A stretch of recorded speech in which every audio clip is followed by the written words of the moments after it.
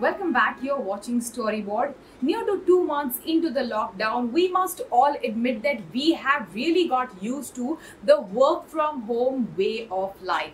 In our special series, Lockdown Leadership, we are catching up with some of the leaders from our very own media and advertising industry to find out how are they working from home and leading their organizations from front in these tough times. And as we are navigating through this lockdown 3.0, today we have on our show Publici India's Anupriya Acharya. Anupriya, welcome to Storyboard. Thank you. Anupriya, it's near to 2 months into this nationwide lockdown. Tell us, has Publici India settled into this new way of life and work from home? Yes, very much so. It's 2 months is a very, very long time. I think we settled into this new way of working in 2 weeks' time as well. So it's been quite a journey. I think the initial few weeks were a little turbulent in terms of all of us adapting to the change and the new ways of working and also coming to terms with this new world, COVID, and all the news around us. But I think people shifted into this new way of working and this new normal, as we call it, pretty soon actually.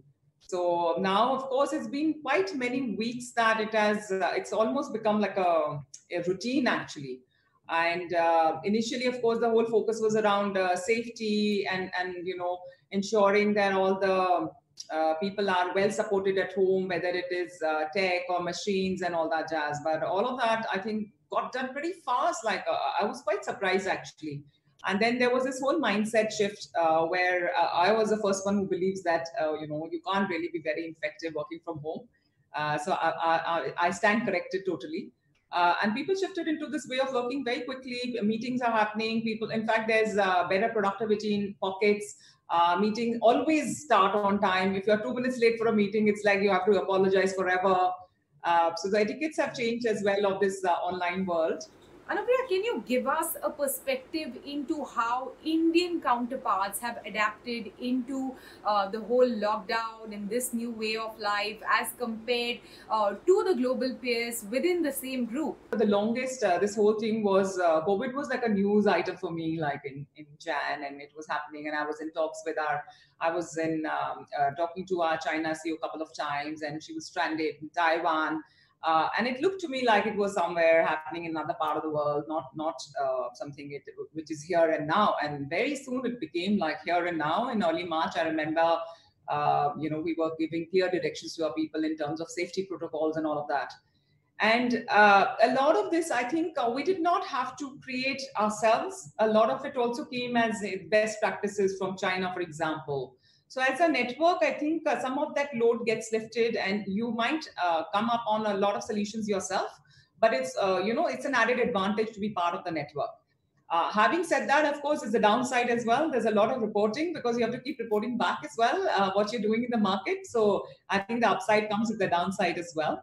And of course, it's all in good nature and in a positive sense because obviously they want to know as much what is happening in your market. It has impacted businesses across. Tell us the impact on your business and what is the advice that you are giving to your clients, both from the essentials and the non-essential sectors.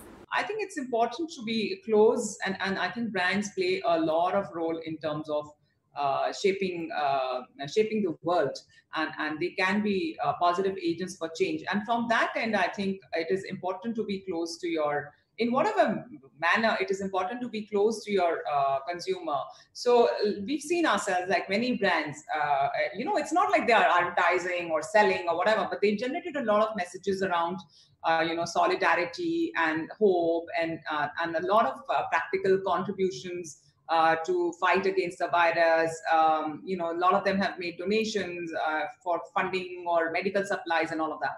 So essentially, they need to play a role in easing people's concern and sense of isolation. And I think that's the larger context of maintaining a communication with a client. So that is true whether you are in the essential space or the non-essential space. I think it is important to have some sort of a communication. It's not only about selling, right? It's not about like, oh, there was no demand and there was no supply and all that jazz. Yes, indeed, keeping the communication alive is extremely important. Tell us, how are you communicating with the employees from your own organization, speaking internally to them, addressing their concerns, especially about job losses and pay cuts and salary cuts? Okay, so yes, that's a very, very important question actually.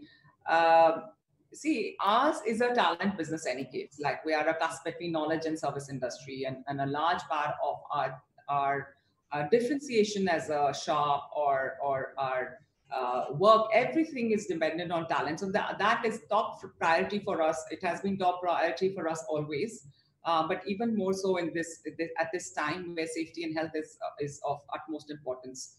So our first priority is to ensure that everybody stays safe, and we have done enough and more communication both when we were in office as well as after we moved to working from home, in terms of health and safety, and there are constant updates on that. A large part of our population is also very young, who tend to think that, oh, it's okay, it will never happen to them and all of that.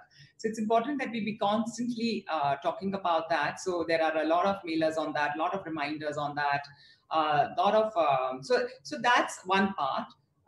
The other part is where you're talking about, the need to be connected. That's very important for employees, because office is almost like, if not their first home, definitely a second home. We spend most of our waking hours over there. So in that sense, that connectivity continues thanks to technology. I think right from the top to the every layer is connected. We look at, we look see each other very often. I think I've never spent so much of time in front of the screen in a very long time.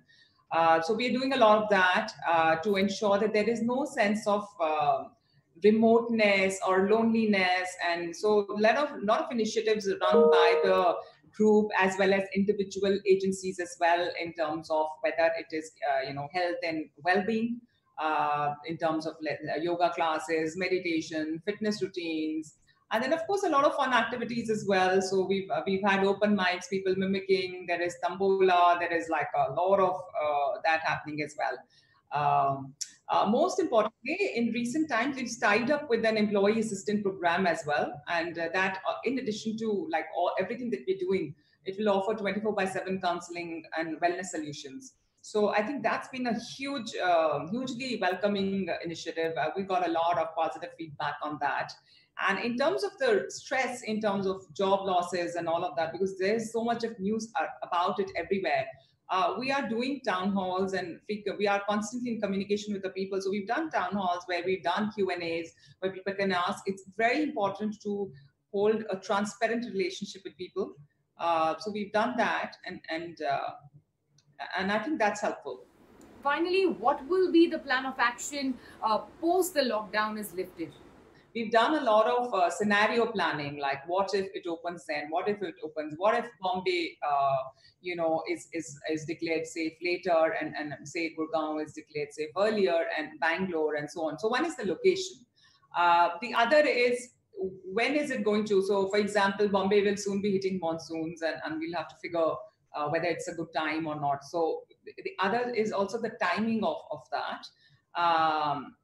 Third is, of course, the practical consideration of where your office space is, and how we've taken a lot of lessons from China. So, for example, it's not, you will have to, if there's no cure and it opens up and you continue with your social distancing and health protocols, then there are clear protocols on that as well, in terms of people sitting apart, how much distance needs to be maintained, and all of that. So there's a full team which has been prepared for that, which includes people from admin, from leadership, from IT, and of course from talent.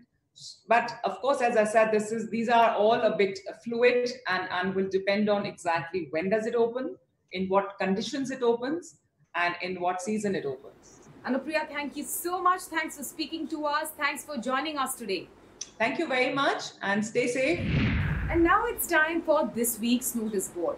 In our fight against COVID-19, as people are getting used to the new normal, we are also seeing a shift towards collective consciousness across the globe. And Coca-Cola, in its new campaign, is saluting this spirit of humankind. Let's take a look.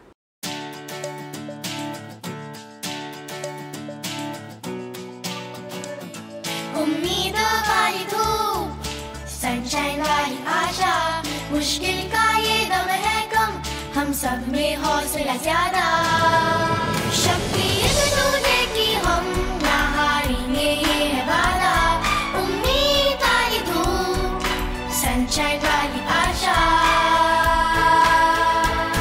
है दूरियों की जरूरत तो वो भी करना होगा, जो सबके लिए हो सच्चा वो फैसला करना होगा,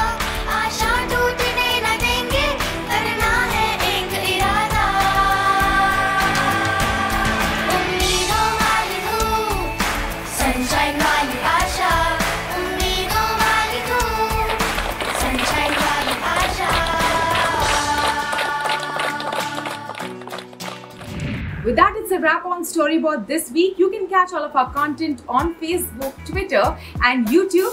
Thanks for watching and we'll be back same time next week. See you soon.